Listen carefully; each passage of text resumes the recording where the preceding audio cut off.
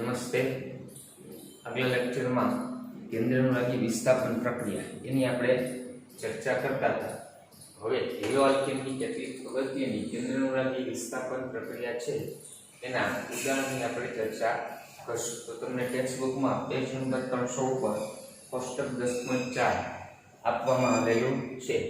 એમાં આપણે જનરલ આવું કીધું છે કે કોઈ હેલો આલ્કેન હોય એની કેન્દ્રાનુરાગી પ્રક્રિયા સાથે પ્રક્રિયા થાય એટલે હેલો આલ્કેનના હેલોજનનું વિસ્થાપન કેન્દ્રાનુરાગી પ્રક્રિયા વડે થશે અને કેન્દ્રાનુરાગી પ્રક્રિયા જોડાય અને હેલોજન પરમાણુ છે એ દૂર થશે.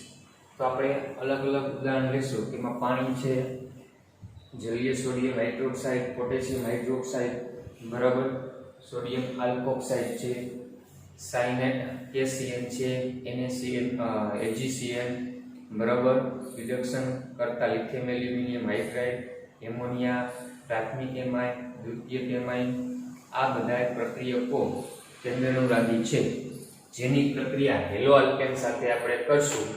એટલે જુદી જુદી કઈ નિપજ મળે એ આપણે ચર્ચા કરીએ.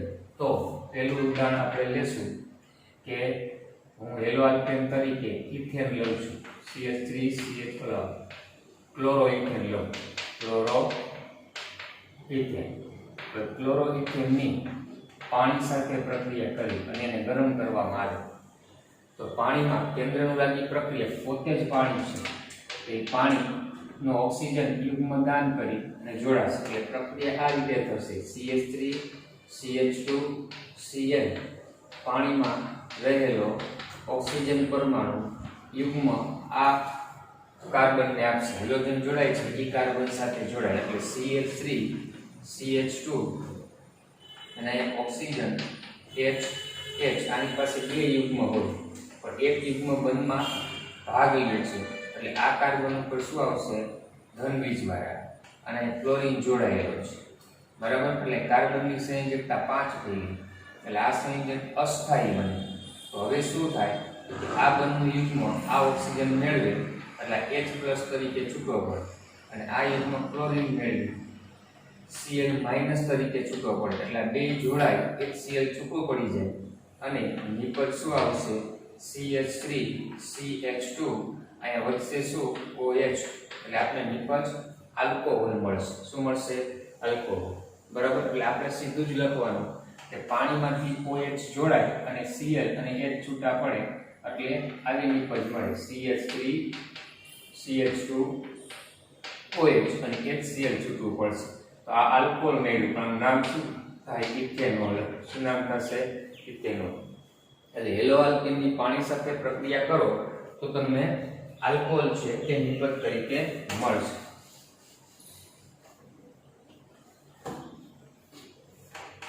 બીજી પ્રક્રિયા છે CH3CH2Cl. આની પ્રક્રિયા સોડિયમ હાઇડ્રોક્સાઇડ NaOH એનું જલીય દ્રાવણ લેવાનું છે એકવાર, અથવા KOH એનું જલીય દ્રાવણ લેવાનું. તો આમાંથી કેન્દ્રાનુરાગી પ્રક્રિયા કોણ? OH- ECl નું વિસ્થાપન કરે. તો ઉપર મેળવી એ પ્રમાણે આલ્કોહોલ નિપજ મળે CH3CH2OH અને બાય પ્રોડક્ટમાં NaCl અથવા KCl છૂટવું પડશે. NaCl અથવા KCl, બરાબર. તો આમાં પણ આલ્કોહોલ જ મેળવ્યું, આનું નામ થશે ઇથેનોલ, બરાબર. ત્યારબાદ ત્રીજી પ્રક્રિયા છે એ આપણે આલ્કોક્સાઇડ લેવાનું કીધું છે. તો આલ્કોક્સાઇડ એટલે CH3CH2Cl, CH3CH2ONA કે આલ્કોહોલ હોય CH3CH2OH. આની પ્રક્રિયા તમે બેઝ સાથે કરો, બરાબર, અથવા સોડિયમ ધાતુ સાથે પ્રક્રિયા કરશો તો CH3CH2 પ્રોટોન છૂટો પડે અને સોડિયમ જોડાય જાય એટલે પ્રોટોન હાઇડ્રોજન તરીકે છૂટો પડે. તો આને આલ્કોક્સાઇડ કહેવાય. નામ શું લખાય? સોડિયમ ઇથોક્સાઇડ થાય. જો CH3ONA હોય તો સોડિયમ ઇથોક્સાઇડ થાય. તો આનું નામ શું છે? સોડિયમ ઇથોક્સાઇડ, બરાબર. એની પ્રક્રિયા તેની સાથે ક્લોરોઇથેન સાથે કરશો તો આ કેન્દ્રાનુરાગી પ્રક્રિયા આલ્કોક્સાઇડ Cl નું વિસ્થાપન થશે એટલે શું નિપજ મળે CH3 CH2 Cl ની જગ્યાએ OCH2 CH3 જોડાય CH2 CH3 તો આ બે બાજુ R સમૂહ છે તો બે બાજુ R સમૂહ હોય તો કયો ક્રિયાશીલ સમૂહ મેળવ્યો ઇથર તો આનું નામ શું થાય કે એકની પાછળ ઓક્સી એટલે ઇથોક્સી અને એકનું મૂળ નામ તો શું નામ થયું ઇથોક્સી ઇથેન એટલે ઇથર નિપજ મેળવી ઇથોક્સી ઇથેન ત્યારબાદ ચોથો પ્રક્રિયક છે સોડિયમ આયોડાઇડ આ પ્રક્રિયા આપણે આગળ જોઈ ગયા છીએ CH3 CH2 Cl sodium iodide સાથે શુષ્ક એસિટોનની હાજરીમાં પ્રક્રિયા કરી ફિંકલસ્ટાઇન પ્રક્રિયા છે Cl નું વિસ્થાપન આયોડિન દ્વારા થાય તો આ કેન્દ્રનુરાગી તરીકે આયોડિન છે તો CH3 CH2 I અને NaCl છૂટું પડશે શું છૂટું પડશે NaCl તો નિપજ શું મેળવી આયોડો ઇથેન બરાબર અને આનું નામ શું છે ક્લોરો ઇથેન એટલે આમાં આયોડાઇડ કેન્દ્રનુરાગી પ્રક્રિયા આમાં આલ્કોક્સાઇડ OR કેન્દ્રનુરાગી પ્રક્રિયા આમાં OH- આમાં પાણી પોતે છે ત્યારબાદ એમોનિયા સાથે પ્રક્રિયા કરશું તો ammonia CH3 CH2 Cl chloro ethane આની પ્રક્રિયા એમોનિયા સાથે તો એમોનિયા પણ પાણીની જેમ ઓક્સિજન પાસે બંધકારક યુગ્મ છે એ દાન કરે તો આમાં નાઇટ્રોજન યુગ્મ દાન કરશે એટલે પહેલા એ જોડાઈ જશે તો વાસ્તવમાં આપણે કેમ લખવાનું CH3 CH2 આમાંથી NH2 જોડાશે અને HCl છૂટવું પડે એટલે એમાઇન નિપજ મેળવી પ્રાથમિક એમાઇન નામ શું આવે એમાઇન પ્રત્યે લાગે એટલે ઇથેનેમાઇન પ્રાથમિક એમાઇન નિપજ તરીકે આપણે મળે જો એમોનિયા સાથે પ્રક્રિયા કરવામાં આવે તો હવે પ્રાથમિક એમાઇન કેન્દ્રનુરાગી તરીકે વર્તે જેમ કે CH3 NH2 તો આમાં નાઇટ્રોજન પાસે બંધકારક યુગ્મ ઈ દાન કરશે તો શું નિપજ મળશે CH3 CH2 હાઇડ્રોજન છૂટો પડી જાય NH અને CH3 છે અને આ નાઇટ્રોજન આ કાર્બન સાથે જોડાય તો આપણે દ્વિતીયક એમાઇન મળ્યું દ્વિતીયક એમાઇન નું નામ કેમ થાય નાઇટ્રોજન સાથે નાનો આલ્કાઇલ સમૂહ હોય એ વિસ્થાપિત તરીકે લખવાનો એટલે નાઇટ્રોજન સાથે જોડાય એટલે N મિથાઇલ લખાય અને આની પાછળ એમાઇન લાગે એટલે ઇથેનેમાઇન તો આ રીતે પ્રાથમિક એમાઇન સાથે હેલો આલ્કેનની પ્રક્રિયા હોય તો નિપજ તરીકે દ્વિતીયક એમાઇન મળે નાઇટ્રોજન સાથે બે R સમૂહ હોય તેને દ્વિતીયક એમાઇન કહેવાય તો આ રીતે આ કેન્દ્રનુરાગી પ્રક્રિયા ઉદાહરણ તમને બદલાવી શકે છે તો આપણે ધ્યાન એટલું જ રાખવાનું જ્યાં હેલોજન છે ત્યાં કેન્દ્રનુરાગી પ્રક્રિયા જોડવાનો થાય અને તે અનુરૂપ નિપજ આપણે મળે આનો સ્ક્રીનશોટ પાડી લેજો પછી આપણે હજી આગળના ઉદાહરણ છે એ જોઈએ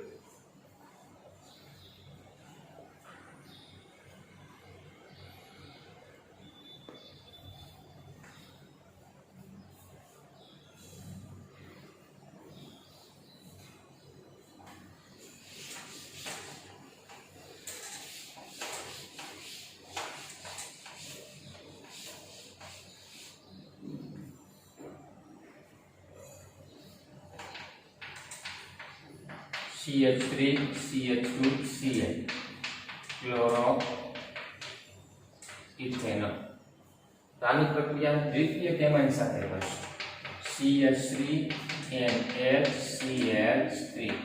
તો આમાં આ નાઇટ્રોજન પાછું યુગ્મ દાન કરશે તો આમાં આપણે તૃતીયક એમાઇન મળે CH3 CH2 સાથે આ નાઇટ્રોજન જોડાઈ જશે અને એની સાથેના બે R છે તો આનું નામ કેમ લખાય નાઇટ્રોજન સાથે બે આલ્કાઇલ સમૂહ હોય NN બે નાઇટ્રોજન સાથે જોડાયેલા એટલે NN લખાય અને બે વખત એટલે ડાય અને મિથેન છે એટલે મિથાઇલ અને આનું નામ ઇથેનેમાઇન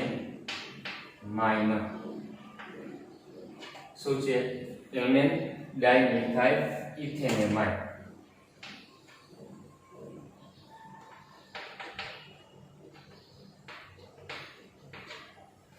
NN ડાયમિથાઇલ ઇથેનેમાઇડ.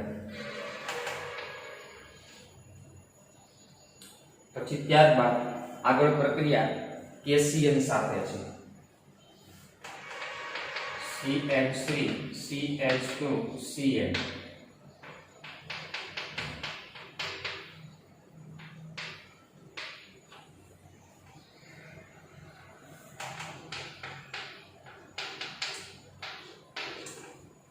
તો KCN સાથે પ્રક્રિયા કરશું તો K+ અને Cn-. તો આમાં નાઇટ્રોજન ઉપર ઇલેક્ટ્રોન ઘનતા વધુ હોય, કારણ કે આની વચ્ચે કયો બંધ હોય? આયનીય. તો આયનીય બંધ હોવાથી કાર્બન ઉપર કાર્બન ઉપર ઇલેક્ટ્રોન ઘનતા વધારે હોવાથી કાર્બન યુગ્મદાન કરશે, એટલે કેન્દ્રનું લાગી કેન્દ્ર કાર્બન વર્તે તો Cn સમયમાં કાર્બન જોડાશે. તો નિકલ CH3 CH2 શું બનશે? Cn. તો 2 કાર્બન છે એટલે 3 કાર્બન કુલ થયા એટલે પ્રોપેન, અને Cn એટલે નાઇટ્રાઇલ ક્રિયાશીલ સમૂહ થાય એટલે નામમાં શું થાય? Propane nitrile. અને છૂટું શું પડશે? KCl છૂટું પડે. અને નવમું CH3 CH2 Cl.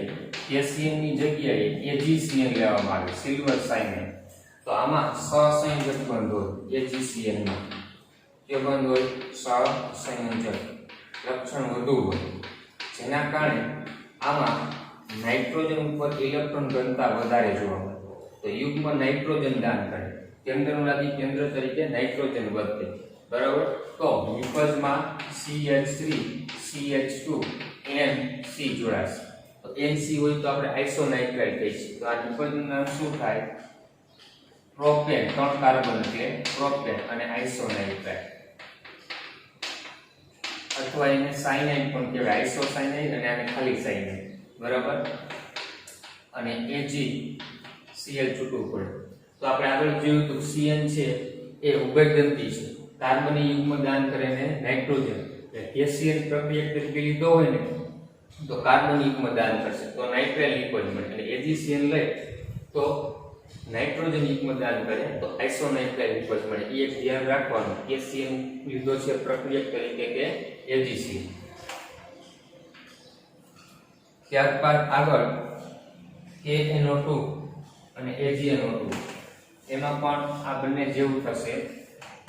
CH3 CH2 Cl ક્લોરોઇથેન અને KNO2 પોટેશિયમ નાઇટ્રાઇટ. તો આમાં પણ આયોનિક બંધ હોય NO2-. તો ઓક્સિજન ઉપર ઇલેક્ટ્રોન ઘનતા વધારે હોય, તેના ઉપર ઓક્સિજન. તો ઓક્સિજન યુગ્મ દાન કરશે તો નિપજ શું મળે? CH3 CH2 ONO. તો આનું નામ શું થાય? Ethyl nitrite. અને KCl છૂટવું પડશે. પણ KNO2 ની બદલે AgNO2 સિલ્વર નાઇટ્રાઇટ લેવામાં આવે. AgNO2 તો સહસંયોજક બંધ હોય તો નાઇટ્રોજન ઉપર ઇલેક્ટ્રોન ઘનતા વધારે જોવા મળે, તો નાઇટ્રોજન યુગ્મ દાન કરે. તો નિપજ તરીકે CH3 CH2 NO2 અને AgCl. તો નાઇટ્રોઇથેન કહેવાય. પૂર્વક લાગશે નાઇટ્રો, અને 2 કાર્બન છે એટલે ઇથેન. શું આવશે? ઇથેન. અને નાઇટ્રોઇથેન તરીકે ઓળખવામાં આવે છે. ત્યારબાદ સિલ્વર એસિટેટ. કાર્બોક્સિલિક એસિડનો સિલ્વર ક્ષાર લેવામાં આવે. CH3 CH2 Cl. આની પ્રક્રિયા CH3COOH અને સિલ્વર ઇથેનોએટ કહેવાય. કાર્બોક્સિલિક એસિડનો સિલ્વર ક્ષાર. તો એની સાથે પ્રક્રિયા કરીએ તો કેન્દ્રનું રાજી તરીકે આ કાર્બોક્સિલેટ આયન ઋણ વધશે. તો CH3 CH2 આની સાથે આ ઓક્સિજન જોડાય COOCH3. તો એસ્ટરનું નામ પણ કેમ કરતા હતા આપણે? આ કાર્બોનિલ સમૂહવાળા ભાગની પાછળ OH અને ઓક્સિજન સાથે જોડાઈ આલ્કાઇલ. તો એનું નામ શું થાય? 2 કાર્બનનું ઇથાઇલ. અને આનું નામ 2 carbon ethane plus OH ethanoate. આવું નામ થશે, ઇથાઇલ ઇથેનોએટ.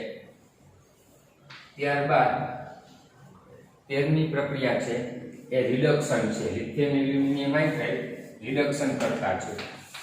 તો CH3 CH2 Cl આની પ્રક્રિયા લિથિયમ એલ્યુમિનિયમ હાઇડ્રાઇડ રિડક્શન કરતા વડે રિડક્શન કરી તો આમાંથી કેન્દ્રનું લાગી પ્રક્રિયક તરીકે હાઇડ્રાઇડ આયન H- મળશે, જે હેલોજનના હેલોજનનું વિસ્થાપન કરશે. એટલે હાઇડ્રોજન જોડાઈ જાય તો CH3 થાય, તો નિપજ આપને શું મળે? ઇથેન. શું મળશે? ઇથેન. આ ધ્યાન રાખવાનું, કારણ કે રિડક્શન કરતા પ્રક્રિયામાં ભાગ લે છે. ત્યારબાદ આલ્કેન સમૂહ હોય તો આલ્કીન સમૂહ હોય એનો સોડિયમ સાથેનો ક્ષાર લેવામાં આવશે. જેમ કે CH3 CH2Cl આની પ્રક્રિયા CH3 CH2 એને સોડિયમ ક્ષાર એની સાથે પ્રક્રિયા લેશું. આ સમૂહ એટલે કોઈ પણ આલ્કાઇલ સમૂહ હોય તો તમને આ આલ્કાઇલ સમૂહ હેલોજનનું વિસ્થાપન કરશે. CH3 CH2 અને આ CH2 જોડાશે અને NaCl છૂટું પડે.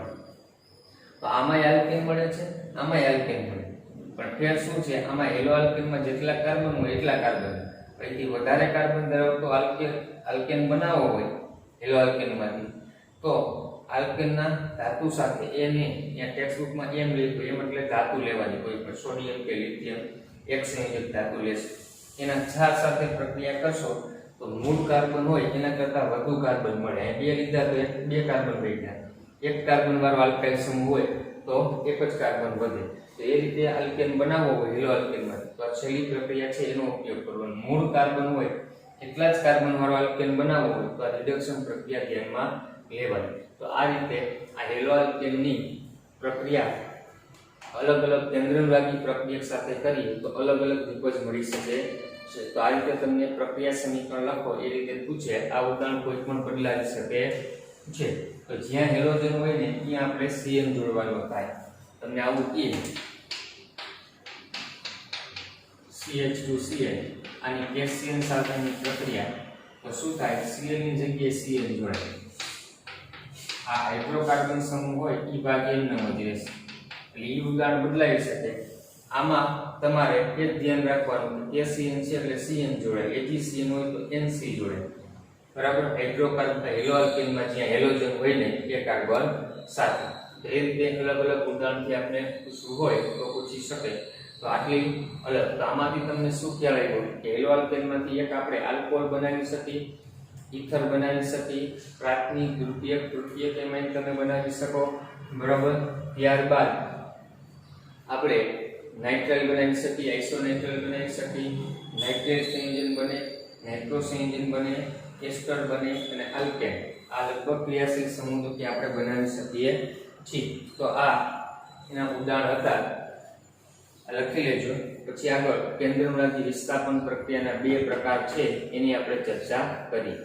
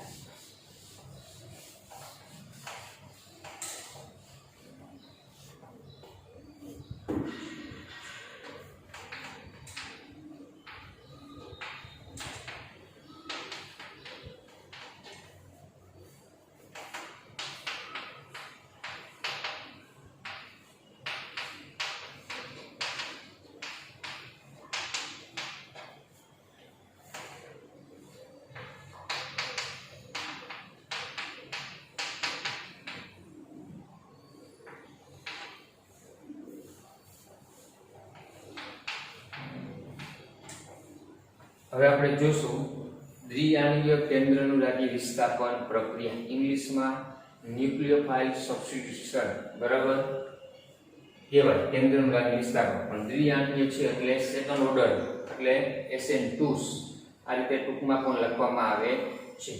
તો આ પ્રક્રિયાની વ્યાખ્યા શું થાય? તો જે કેન્દ્રાનુરાગી એટલે શું કહેવાય? ટૂંકમાં એસએન કહેવાય. જે એસએન પ્રક્રિયાનો વેગ પ્રક્રિયાથી એટલે મૂળ શું લેવાનું છે? પ્રક્રિયા કાર્બનિક પ્રક્રિયા હોય તે વેગ પ્રક્રિયાથી અને કેન્દ્રાનુરાગી પ્રક્રિયા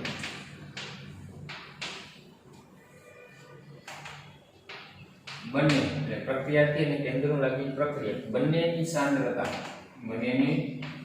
સાંદ્રતા પર આધાર રાખે તો તેને શું કહેશું?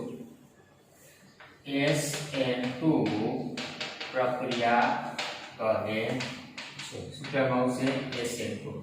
કોઈ એકને એમાં રહેલા બંને પ્રક્રિયકો એટલે એક પ્રક્રિયા અને એક કેન્દ્રાનુરાગી પ્રક્રિયા બેની સાંદ્રતા ઉપર આધાર રાખે તો એને આપણે SN2 પ્રક્રિયા કહેશું. ઉદાહરણ તરીકે CH3Br લઉં છું.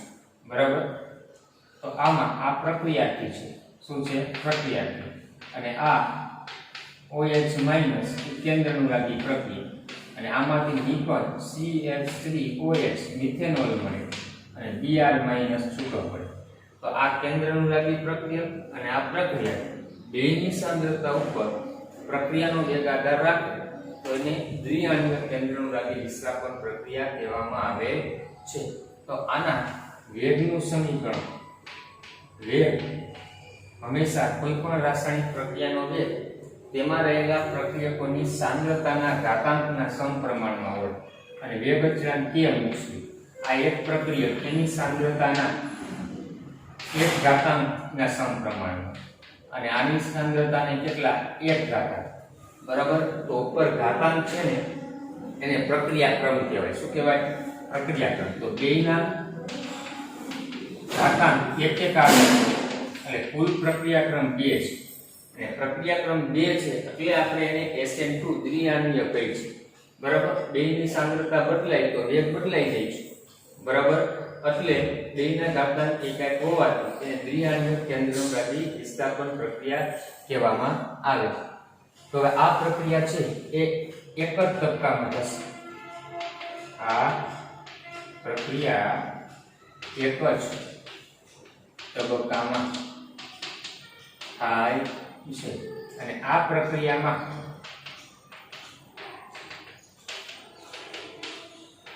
પ્રક્રિયાથી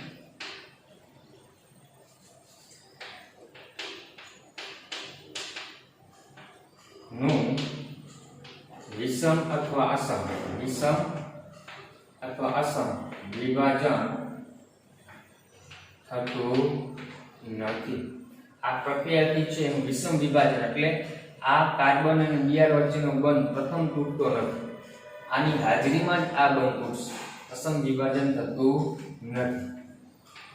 હવે આની ક્રિયાવિધિ જોઈ એક તબક્કામાં તો આ બ્રોમોમિથેન છે એ સમચતુષ્ફલકીય બંધારણ ધરાવે. કેવું ધરાવે?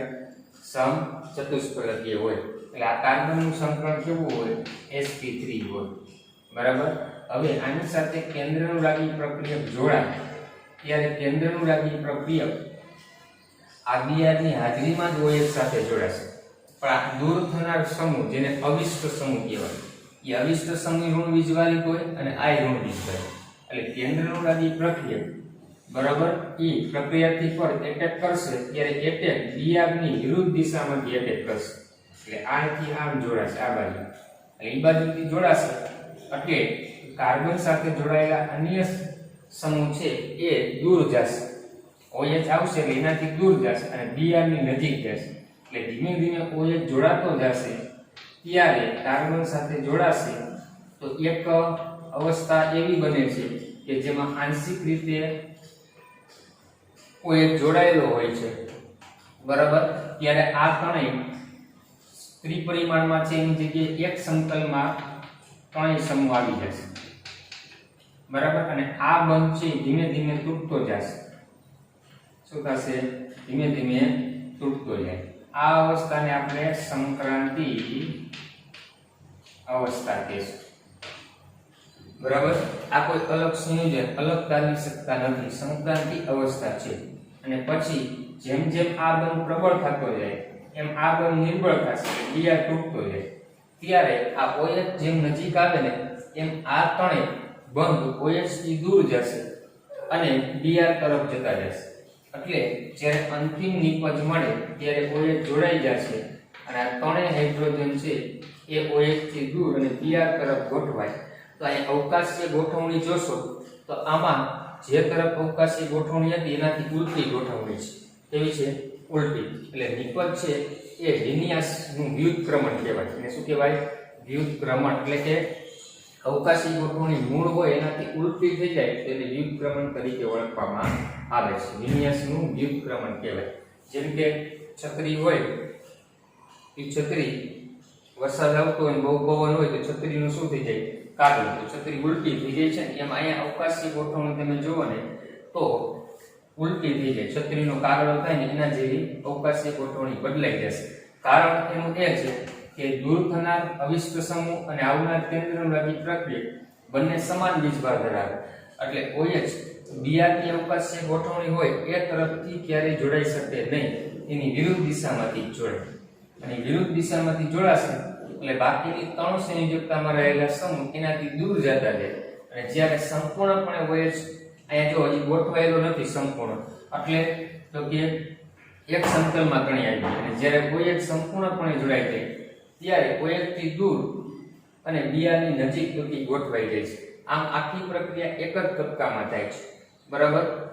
એટલે આ તબક્કામાં બે પ્રક્રિયકો ભાગ લે છે. એટલે બેમાંથી કોઈની સાંદ્રતા બદલાય તો પણ પ્રક્રિયાનો વેગ બદલાઈ શકે. એટલે બેની એક એક ઘાતાંક જેને પ્રક્રિયાક્રમ કહેવાય એ કુલ પ્રક્રિયાક્રમ 2 છે. એટલે આને દ્વિઆણીય કેન્દ્રનુરાગી વિસ્થાપન પ્રક્રિયા કહેશે.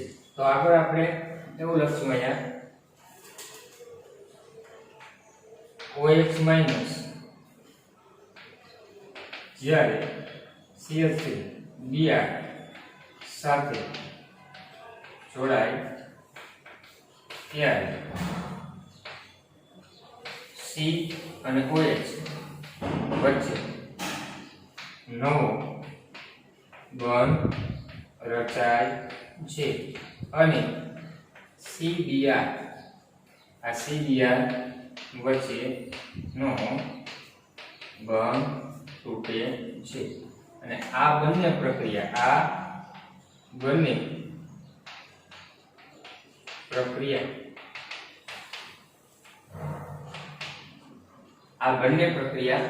એક જ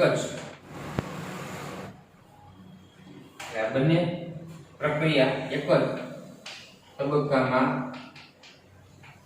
થશે. શું થશે? એક જ તબક્કામાં જોવા મળે કે પ્રથમ BR છૂટો પડે અને પછી OH જોડાય એવું બનતું નથી. તમે જોઈ શકો છો OH જોડાતો જાય છે, BR છૂટો પડે. આ દરમિયાન આ કાર્બનનું સંકલન છે ને sp2 થઈ જાય. કેવું થઈ જાય? sp. તેના એ કાર્બનની સંયોજકતા જોવા જાવ તો 5. એટલે આ બંધારણ સ્થાયી નથી. બરાબર. એટલે તરફ સીધી નિપજ મળે છે. એટલે આ પ્રક્રિયા એક જ તબક્કામાં શક્ય બનશે. કેટલા તબક્કામાં? એક. તો હવે શું થશે? જ્યારે OH માઈનસ એ કાર્બન સાથે જોડાય ત્યારે CH1 OH માઈનસ થી શું થશે? દૂર અને Br માઈનસ તરફ ખસતા જાય છે. કઈ તરફ ખસતા જશે? OH માઈનસ થી દૂર અને Br તરફ ખસતા જશે. એટલે અવિષ્ટ સમૂહ છે એના તરફ તો કે ખસતા જાય છે.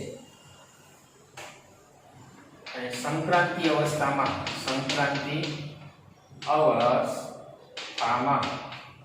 ત્રણ CH બંધ ક્યાં આવી ગયા જોવો જોઈએ. આ ત્રિપરિમાણમાં હતા પણ સંક્રાંતિ અવસ્થામાં ત્રણેય CH બંધ શું થઈ ગયા? એક જ સમતલમાં હોય છે. એક જ સમતલમાં હોય છે.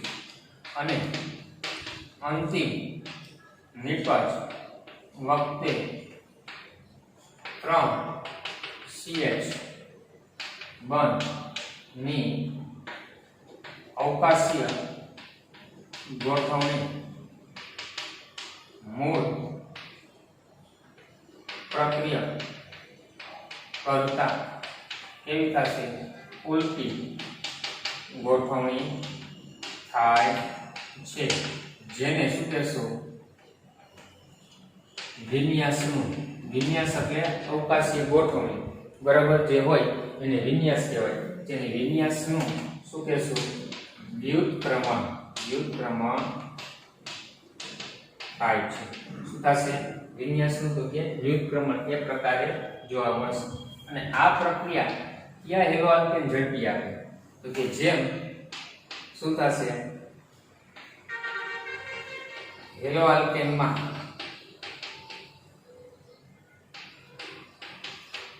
અવકાશીય અવરોધ ઓછો, તેમ SN2 ની પ્રતિક્રિયાત્મકતા કેવી હોય? વધુ હોય છે.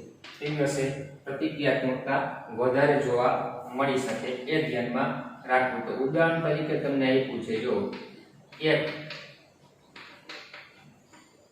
આપણે હેલોમિથેન લઈએ, પછી હું કાર્બન સાથે એક આલ્કાઇલ સમૂહ મિથાઇલ જોડાય, બાકીના બે હાઇડ્રોજન જોડાય, બરાબર. તો આ પ્રાથમિક હેલાઇડ કહેવાય. કેવો કહેવાય? પ્રાથમિક. પછી આમાં બે આવા આલ્કાઇલ સમૂહ જોડાય, મિથાઇલ સમૂહ અને APH, તો આ દ્વિતીયક હેલાઇડ કહેવાય. પછી ત્રણ આલ્કાઇલ સમૂહ જોડાયેલા હોય, તો આ તૃતીયક હેલાઇડ કહેવાય. તો હવે તેમ તમે જોઈ શકો છો, પ્રાથમિક હેલાઇડ મિથિલિન હેલાઇડમાં કાર્બન સાથે ત્રણ નાના હાઇડ્રોજન પરમાણુ જોડાયેલા, જ્યારે અહીંયા એક મોટો મિથાઇલ સમૂહ જોડાયેલો, અહીં બે મિથાઇલ સમૂહ, અહીં ત્રણ મિથાઇલ સમૂહ. તો એ આલ્કાઇલ સમૂહની સંખ્યા વધતી જાય ને, તો આ અવરોધ વધતો જશે. તો OH- સરળતાથી કાર્બન ઉપર એટેક કરી શકશે નહીં. એટલે આપણે શું લખવાનું? પ્રાથમિક, તૃતીયક, તૃતીયક આ તરફ જાવ ને એમ R સમૂહની સંખ્યા, R સમૂહ કહેવાય આલ્કાઇલ સમૂહ, એની સંખ્યા શું થશે? તો કે સંખ્યા વધે છે. અને સંખ્યા વધે છે, તેથી અવકાશીય અવરોધ શું થશે? તો કે વધે છે. અને અવકાશીય અવરોધ વધતા શું થશે? SN2 પ્રક્રિયા શું થાય? ઘટે, બરાબર. એટલે સામાન્ય રીતે મિથિલિન હેલાઇડ સૌથી ઝડપી આપે, પ્રાથમિક હેલાઇડ ધીમેથી, દ્વિતીયક ધીમેથી, તૃતીયક ધીમેથી. કઈ પ્રક્રિયા આવશે? તો કે SN2 પ્રક્રિયા. પેલે MCQ પૂછે તો એ ધ્યાન રાખવાનું. પ્રાથમિક, દ્વિતીયક, તૃતીયક તરફ જાવ એમ SN2 પ્રક્રિયાની પ્રતિક્રિયાત્મકતામાં શું થશે? આપણે ઘટાડો જોવા મળે. આ ખાસ ધ્યાનમાં રાખવાનું છે. તો આ દ્વિઆણીય કેન્દ્રાનુરાગી વિસ્થાપન પ્રક્રિયા આ પ્રમાણે લખો પ્રશ્ન. ટેક્સ્ટબુકમાં થોડીક વાક્ય રચના અટપટી છે, એટલે તમને લખવામાં તકલીફ ન પડે. તો આ રીતે લખજો, સ્ક્રીનશોટ પાડી લેજો. પહેલા વ્યાખ્યા લખવાની. જે કેન્દ્રાનુરાગી વિસ્થાપન પ્રક્રિયાનો વેગ પ્રક્રિયાથી એટલે આ પ્રક્રિયા, અને કેન્દ્રાનુરાગી પ્રક્રિયા એટલે આ OH- એ બંનેની સાંદ્રતા ઉપર આધાર રાખે તો SN2 કહેવાય. એ સમીકરણ લખો. વેગનું સમીકરણ, વેગ બરાબર k, પ્રક્રિયાનો વેગ અચળાંક, અને બે પ્રક્રિયકની સાંદ્રતાને એક રખાય, એટલે પ્રક્રિયાક્રમ 2 છે. અને એનો પ્રક્રિયાક્રમ 2 એટલે જ આપણે SN2 દ્વિઆણીય કેન્દ્રાનુરાગી વિસ્થાપન પ્રક્રિયા કહે. અને આ પ્રક્રિયા એક જ તબક્કામાં થાય છે. કેટલા તબક્કામાં થાય? એક જ તબક્કામાં થાય છે. તો આ પ્રક્રિયામાં પ્રક્રિયાથીનું કેવું?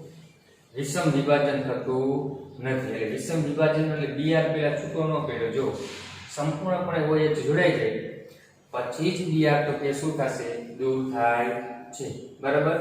એટલે એનું અસમ વિભાજન થતું નથી અથવા વિષમ વિભાજન થતું નથી. એક તબક્કામાં આખી પ્રક્રિયા પૂર્ણ થાય છે. અને કઈ રીતે પ્રક્રિયા થાય? કે OH Br ની વિરુદ્ધ દિશામાંથી જોડાતો જશે.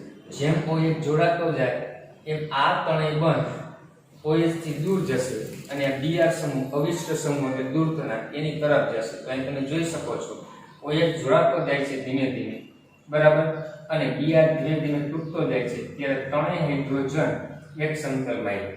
આ સંક્રાંતિ અવસ્થામાં આ બે બંધ આંશિક રીતે બનેલા કે તૂટેલા હોય ત્યાં COH અને CBr ત્યારે એ વસ્તુ ખાસ ધ્યાન રાખવાની અને પછી તરત જ OH જોડાઈ જશે અને Br છૂટો પડશે Br છૂટો પડશે ત્યારે ત્રણેય OH થી દૂર અને Br તરફ ગોઠવાય તો મૂળ પ્રક્રિયકની ગોઠવણી કરતા નિપજની ગોઠવણી અવકાશી ગોઠવણી ઉલટી થઈ ગઈ અવકાશી ગોઠવણી ઉલટી થાય અને વિન્યાસનું શું કહેવાય વ્યુત્ક્રમણ એટલે આપણે આનું વર્ણન લખ્યું કે OH જ્યારે CH3Br સાથે જોડાય ત્યારે COH બંધ વચ્ચે નવો બંધ બનતો જાય છે જો અને CBr વચ્ચેનો બંધ તૂટતો જાય છે બરાબર અને આ બે પ્રક્રિયા એક જ તબક્કામાં થાય એક સાથે જ થશે પહેલા CBr બંધ તૂટે પછી COH બંધ બને એવું થતું નથી તો જ્યારે OH એ કાર્બન સાથે જોડાય ત્યારે CH બંધ OH કાર્બન સાથે જોડાય ત્યારે CH બંધ OH થી દૂર અને Br તરફ ખસે જોઈ શકો છો કે આ ત્રિપરિમાણમાં હતા OH જોડાતો ગયો તો એક સમતલમાં આવ્યું અને OH થી દૂર જાય છે અને Br ની નજીક જશે અને સંક્રાંતિ અવસ્થામાં એ ત્રણેય એક સમતલમાં આવી ગયા છે તેવા છે એક જ સમતલ અને અંતિમ નિપજ વખતે એ ત્રણેય એક સમતલમાંથી પાછા ત્રિપરિમાણમાં સમચતુષ્ફલકીય ગોઠવણી થઈ જશે પણ ત્યારે ત્રણેય CH બંધની અવકાશીય ગોઠવણી મૂળ પ્રક્રિયકની ગોઠવણીથી ઉલટાઈ જાય છે એટલે એને વિન્યાસનું વ્યુત્ક્રમણ કહેવામાં આવે છે